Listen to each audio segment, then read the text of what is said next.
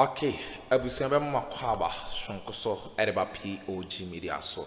Yɛde political highway ne so highway ne de ensem bebre so ayen so ya Japan se ba me abidwafo no ahu de ekɔ ene de eba abusua yembonwura yensem no yɛde mo bawura eye operation eye recover all loot NDC ora team no a strike hard on eye NIB boss abusuya enye asem keto akra na NIB boss no ohye pressure ye mount on hima abusuya ono ankasa aba abonten aba be confess ya oche se ono no osuru se aban ebechina tum ana se eye ora tim ne beba abonten eba beba expose no ono ankasa no osre omo a wajai bibia ye ni state properties ana se stolen state properties or no ankasa no wawia no wa return ne boko abusia ompe ne ho kasa ompe bibia ompa kasa bia wa return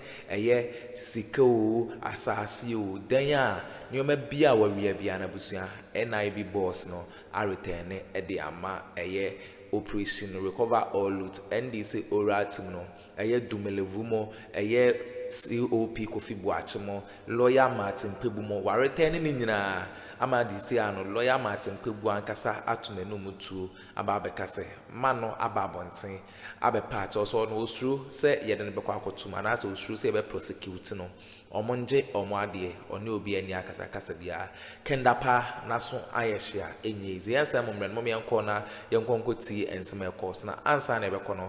Or and some can be a fashion your comment section mu like na share ma for so no answer into me and can be aha POG Media so madam say I'm a citizen as well and I know how things work out in court.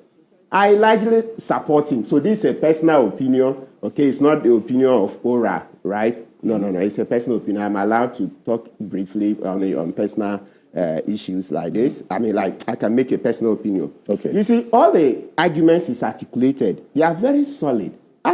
You think people who have stolen millions of dollars would readily go down? No. They get into court. It's one objection after the other.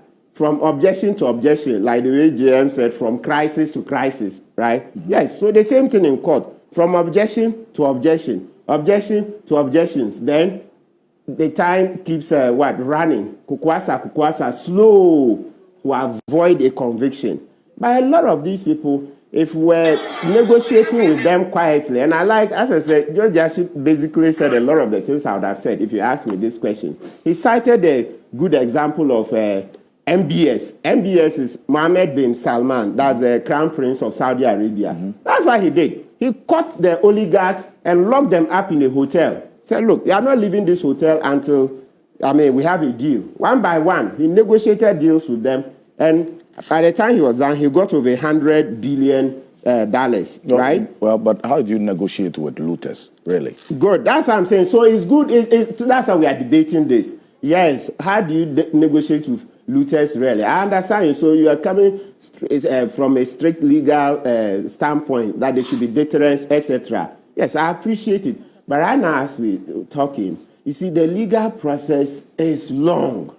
It's frustrating, right?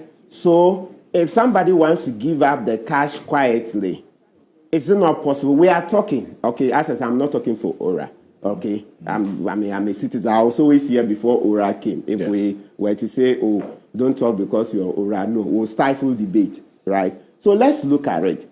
Let's take the example of the venture capital case, Lawyer Lassie and the others. Mm-hmm. They returned the money. Venture capital, venture capital, yes, a lot of it. I'm not sure they fully paid, but I know some have fully paid. But others I'm not sure of. So, but at least I'm mentioning that case where they returned it, except that you see, theirs came with a conviction, and also number two, there are very few people who accept a conviction. So, with what Joe Jackson is talking about, there's the other method where we can sue in a civil court. We should explore the OSP Act when it says to recover the corruption loot. So we can attempt, let's try the jurisprudence. You see, any lawyer who practices daily in court will tell you that he's not afraid to lose. I'm sure I'm largely in this seat because I tried certain laws in the Supreme Court, them, and then I won. Even if I had lost, well, that wouldn't have been the matter, but at least would have moved the jurisprudence forward. So I subscribe to the opinion that we should try with the OSP to say that, okay, maybe we can try the civil lawsuit. Okay. Where we see that the evidence for a criminal lawsuit will be difficult to, get a conviction, and also the time spans. So, you know, the ICMC has so much money, you know, the unexplained wealth thing. Yeah, so that we'll use it. Let's try something. I mean, if we were to lose, you will not lose a lesson in the judgment. Even when you lose a case, you learn some lessons. So I support the one where we will do the civil cases where we want to recover from those people when we don't get the evidence. Mr. Api Akubi is coming here, Honorable Api Akubi. You know, he never disclosed the identity of the businessman who brought the Ghana Must Go cash to Parliament. And so it frustrated that case. Honorable Bar, you're in that Parliament. Honorable Api Akubi, who is about taking his seat now, refused to disclose the identity of the businessman. And so what happened? That case is become virtually Yamutu, right? So that's a practical lesson. So what we are saying is that, listen, there's a lot of brinkmanship, right? People who have committed crimes, criminal offenses especially, don't want to go down. And our systems are not strong enough, okay? As the judiciary, etc. Akuffo will be in there telling Kisi Ejabin, don't prosecute this person, delay this because elections are close, etc. They'll go and see judges, hey, don't do this, don't do that. You see, Akuffo who has no shame in telling Bafo Boni to resign. Can you imagine all the other things he's done to the judiciary? Okay. Right? So the point is that our systems are weak. So there is nothing wrong with exploring the civil angle where we will take money and not proceed with a criminal prosecution. But naturally, it has to be an eclectic approach. When we say eclectic, mosaic approach. So different colors. You cannot say, leave all of them, just do recovery and allow all of them to go. No, in that case, the issue of impunity you've mentioned will fester too much. So you prosecute some, then you negotiate with others. So you go with this and that. Mixed approach, mosaic or eclectic. That's the way to go. But let's look at the Saudi example. You see how bin Salman got over 100 billion from the oligarchs by negotiating with them in a hotel. We should be looking at it. And of course, bringing a lot of law. Let me ask you this direct question. With the oral preparatory team, have you had anybody come to you with the loot that they have taken away? That, look, you know what, I don't want any trouble, so you take the money quietly.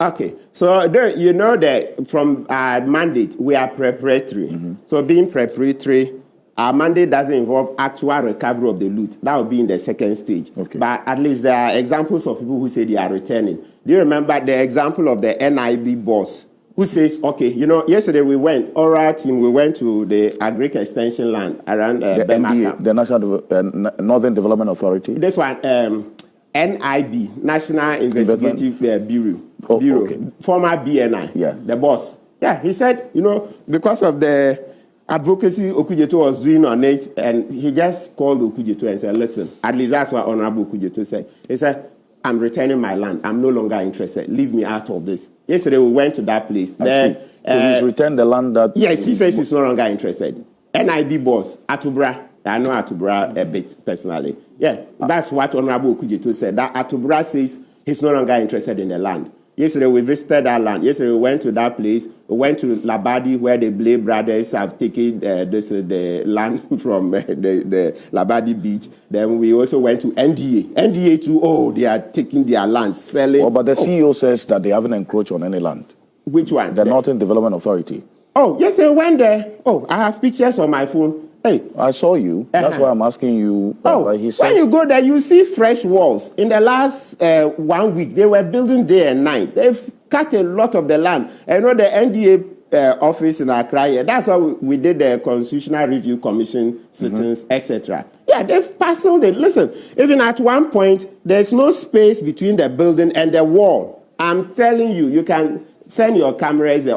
you will see at one part of the building, there is no space between the building and the wall. You will see that, which is against the building code. So I'm like, how can you even sell that? You sell so much and sell illegally. Of course, the whole transaction itself, we see it as illegal. Then they've gone extra, so quadruple illegal. There's no space between the building and the wall. That's against the building code, right? Yes. So that's one example. So we visited the agric extension land. We've seen a lot of it. You see the loot, how they were destroying government documents, the buildings. Well, they've parceled it out, but thankfully, since they've not started construction, that's one place that hopefully will be recovering a lot of the loot. Another, so you can see, we get whispers, as I said. So with time, I'm sure when we enter the stage 2, which will be the actual recovery, there will be more people coming up to offer what they've looted. Yes, because the main thing, as we said, we need a reset mind for the reset itself, a reset mindset for the reset itself, so that, if you continue to do the same things, you are not likely to get different results. Is that not what is attributed to Einstein? That it is insanity to do the same things and expect different results. So let's be looking at this recovery thing. Fortunately, you see, it's in our law. The only problem is that, so if you look, it's in the OSP Act, right? Where you can offer to do a plea bargaining. And also generally, we've brought it into our laws, plea bargaining, right? So you offer that, you do restitution to the state, and then you get a lighter punishment. But the downside of it is that some people don't want a conviction at all. Some people don't want that tag of a conviction. So sometimes if you look at the value of the loot and it's worth it, what is it about a conviction? I know, as a lawyer, I appreciate it. But where, let's say, somebody will bring you $50 million, and that's in the context of the Ghanaian economy, $50 million. Then you say, no, I don't want $50 million. I want you to be convicted in court. I want you to plead guilty in court so that you be called a convict. And then I'll take the 50 million. No. It doesn't, add up. So we have to look at our economic circumstances and then see that where the loot is huge and can turn our fortunes around, those places we can do the civil approach, recover it, and then at least help the economy. Because right now, don't forget, self-preservation is the first human instinct. Self-preservation is the first human instinct. So where you are hungry, would you be, and there is food, you will insist that, no, somebody has stolen the food that belongs to all of us. We are hungry now. Then you insist that we want to convict him in a court of law. We want to embarrass him before we collect the food. How? Well, you see, as you indicated, that's your personal opinion, because I also hold a personal opinion, which is different from what you're saying, because then again, we've gone on this path before, as you indicated. People have stolen and they have returned the money quietly. We didn't make noise about it. And some will also argue that that's why it's encouraging others to steal, because they know that after a certain period, they can recover. They just return a portion of it and say, this is how much I've stolen. Take it. How do you even authenticate that the $50 million the person is returning is actually what the person looted, but not more? So we can go on and on about this, but look at different sides of this. Is why I welcome Professor Arnold Jampo. Good morning, welcome. And the Honorable Andy Akuffo is also joining us. So, gentlemen, good morning, welcome. 1 minute. Yes. Let me add morning. They tweeted me first. Sorry. Me first. I'm just showing where to find the law. Also, look at Article 41F of our Constitution. 41G. 41F. F says to protect and preserve. Martin was referring to OSP laws, but the Constitution itself gives us the right to go to court to retrieve any loot. 41F, as part of enjoyment of rights and freedoms and also obligations. And you go there, it says to protect and preserve public property and expose and combat misuse and even waste of public funds and property. I see. So that is the main law that gives us the capacity. All right. Prof, go on. Okay, so thank you. As usual, but this Prof, time, let me copy Martin Kpebu a little.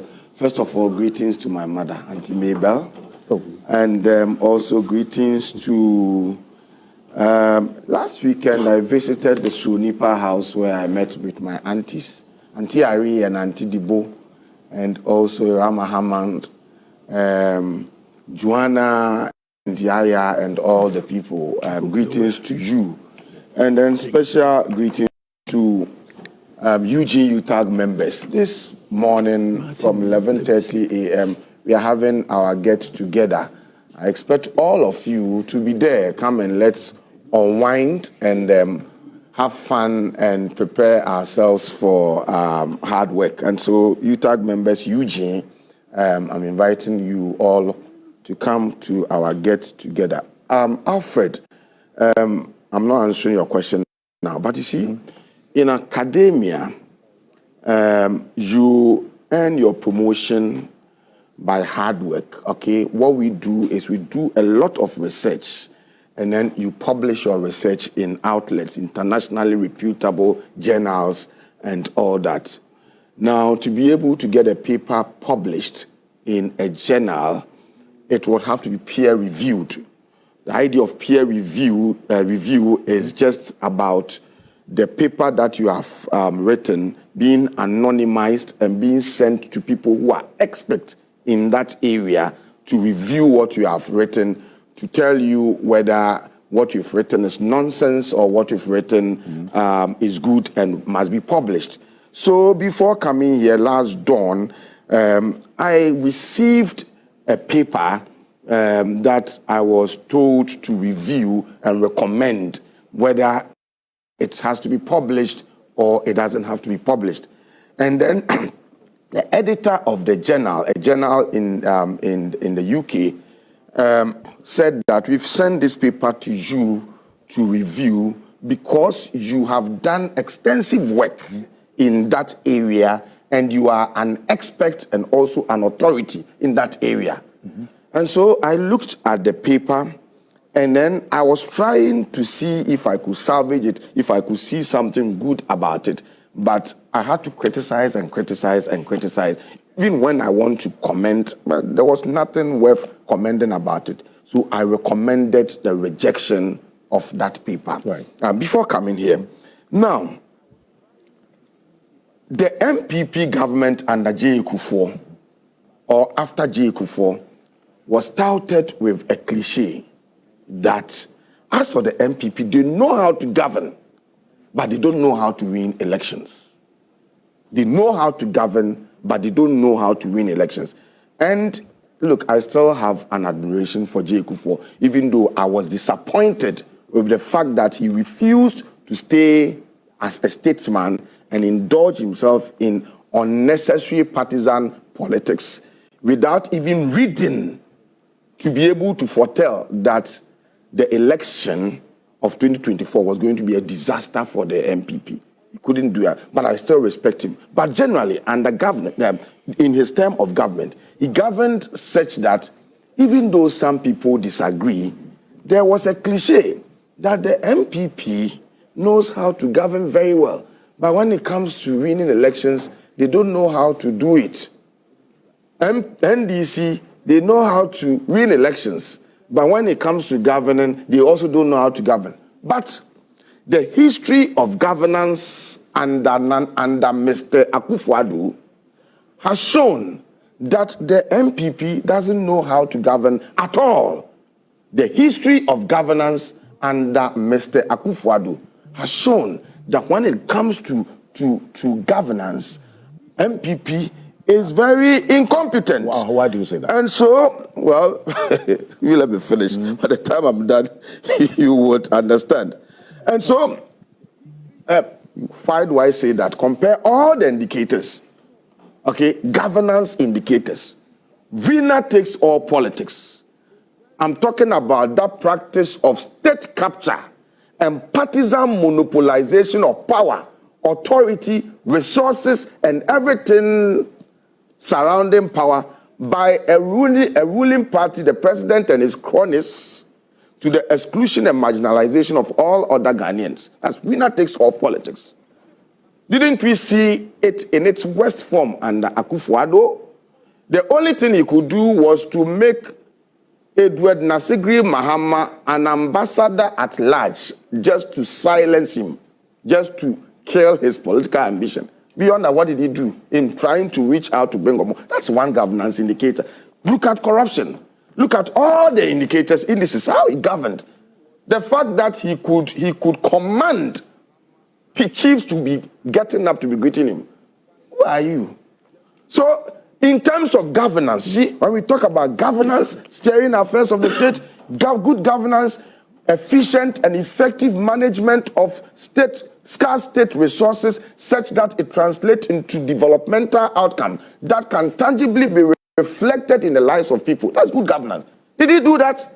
All he did was presidential gaslighting, telling people that things are well, but things are not well. I've done well in constructing Agenda 111. Where are the hospitals? You go around, you can't see. One district, one factory. People are always looking for jobs. You go there, factories are not working. There are no factories. Those that are there, they are merely a facade. So in terms of governance, the MPP doesn't know how to govern at all. And I'm saying this because the history of governance under President Akuffo has shown this. So, in my view, the relevance of the MPP now won't lie in its failed officials forcing themselves to quickly criticize the administration of John Mahama when they themselves, they don't know how to govern. You see, they brought me the paper to review, and I rejected that paper because they themselves, they said that you are an authority in this area. So you will be able to critique the administration and the governance style of John Mahama when you yourself, you know how to govern. But when clearly you have shown that you have no idea, you have no clue when it comes to governance, then respectfully, you must keep mute. And especially when your own party is in tatters, risking disintegration. Focus on how you are going to be rescuing the soul of your party and leave that job of offering criticisms to CSOs and to some of us. For some of us, we have permanent interests in Ghana. We don't have permanent friends. And so just as we criticize President Akuffo, I do not have any cause to believe that or to be scared that President Mahama would betray the trust of Ghanaians. I don't think he will do that. But in the most unlikely event that he derails, we would bring him back on track through constructive criticism. And so, dear MPP people, your relevance would not lie in your very failed officials' attempt to quickly offer unnecessary criticisms to an administration that is less than a week old. Suddenly you found your voice, you want to criticize. But do you know how to govern? You do not even have a clue when it comes to governance. And so on what basis are you going to be criticizing? Just keep quiet. Focus on your party that is in tatters, that is risking disintegration. Rescue the soul of the party. Rid the party of all remnants of Akufo-Addoism and make sure that the party is restored to its tradition to become viable in some future elections. We need, Ghana is not it's a multi-party democracy, and so we need a viable opposition. As it stands now, your party is not viable, and you have to focus on how to rebuild it, how to marginalize and relegate to the background Nana Akufo-Addo and his remnants just for the purposes of restoring the party to its tradition. Do this first, and if you have done this and the party is standing on its feet, then you can also learn the rudiment of governing a country by looking at how John Mahama is going to work to restore hope and confidence of the people. Once you've been able to learn that, then you would be better placed to be able to offer some criticism, against the government. But for now, remain quiet and focus on rebuilding your party. Well, William Yamwa, who is Okay, abusua we ne ensema ekoso ewo political highway so POG Media so and e sa ensemu e de brem NIB boss and finally ono akasa confess ya otu ne no mutu say ono no oni operation recover all loot for ni akasa kasa bia wa return bibia osre omo mema omo prosecute no emfa ni ntu abusua we ne ensema ekoso e beda master say moje pene kokoti sa audio no e de MI aha POG Media so medamase